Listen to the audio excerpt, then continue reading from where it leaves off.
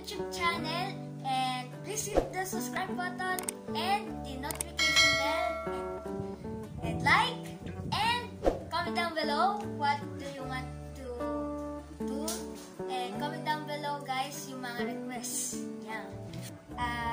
Gagawin natin today is Bible lesson. So, ang Bible lesson ay nanggagaling sa Jesus 101, a manual for young Christians. Yeah. So, let's start.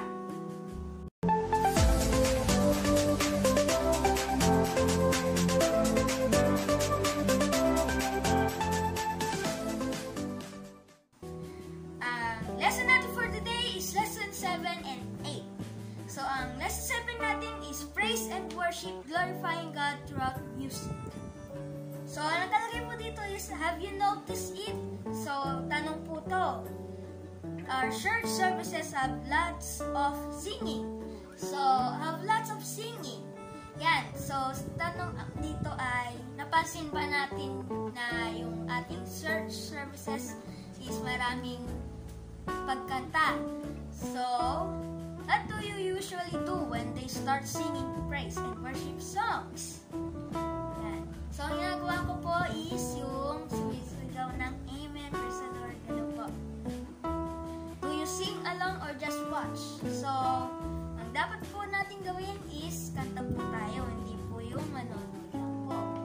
Yan. So, our God truly deserves all the thanksgiving and praise. So, do not let any opportunity pass without giving back all the glory unto His name. Here's your step-by-step guide for effective praise and worship. Yan. So, ang sabi po dito sa Psalms 97 verse 1 is, the Lord reigns, let the earth be glad, let the distant shores rejoice. Yan. So, ayun po ang sabi sa Psalms 97 verse 1. So, step-by-step guide po daw to for effective praise and worship. So, step number 1 is do not be shy. Remember, you are singing for God and only for God. Yan. So, ito po. Do not be shy. Kasi po, kahit anong, kung sintonado ba yan o di mo alam kanta o kaya, yan. So, remember, you are singing for God and only for God. Yon. So, kalagay dito is do not be shy. Yan. So, ang do not be shy is bawal mahiya. Yan.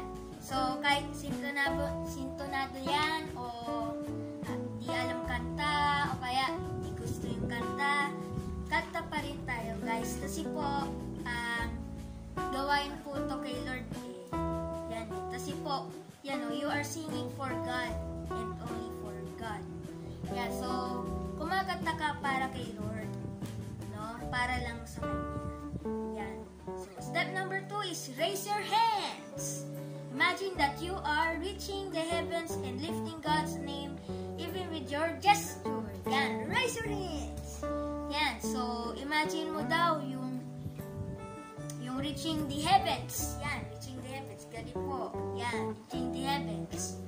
Yan. So, raise your hands and sing reaching the heavens. Yan. So, step number 3 is sing. Siyempre, praise and worship po to. So, sing. Just sing. It doesn't matter if you like the song or not. As long as it is for God, you should sing it with all your heart. So, ito po yun. Ito po yung sinabi ko kanina rin na don't be shy. Para kaduktong din to ng don't be shy. Ayan. So, nakalagay po dito is if you like the song or not. So, kung gusto mo yung song o pa hindi, dapat kumanta ka pa rin daw. Ayan. So, as long as it is for God, you should sing it. Yan. With all your heart. Yan. So, dapat kakanta ka po galing sa puso at isip. Yan. Step number 3 is be sincere. God can see your heart. Yan. So, be sincere is yung dapat seryoso ka. Hindi mo yung seryoso po. Yung dapat ay kasi po kumakanta po tayo para kay Lord. Kaya dapat po walang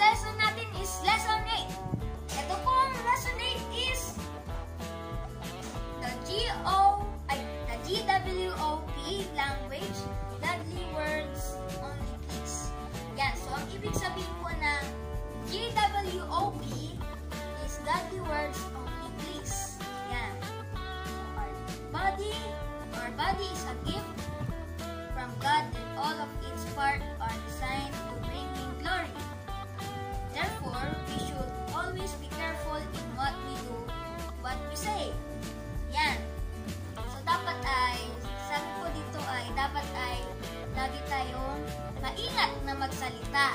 Kasi po, di mo po alam na yung, halimbawa, di mo po alam na yung bibig mo ay nagsasalita na po ng bad words. Words can either hurt or bless others. That is why an extension of God's blessing, you should be extra careful with that, with what you tell others. Below are some tips that you should follow to learn the GWOP or the Godly Words Only Peace language. Yan. So, ang words natin daw ay either nakakasakit sa iba or nakaka-bless others, no? Parang bless po sila. Yan. So, yun. So, para may comics po tayong babasahin dito. Ito po, comics. Ayan po, comics. Comics po. So, first is, ito po, yung babae nagsasalita. First is, I have a compassionate heart. Yan. So, second is, be kind, humble, patient, and forgiving. Third is, live in love. Yan. So, ito po, sabi po sa lalaki. Ito po is, lalaki na po yung magsasalita. Yan. Number 4, let the peace of Christ rule in our hearts. 5, be grateful. 6, let the word of God richly dwell in you. 7, sing songs of praise unto the Lord. So, remember guys, remember it takes daily discipline, thinking, and speaking to become good at speaking the GWOP language or Godly Words Only Peace language.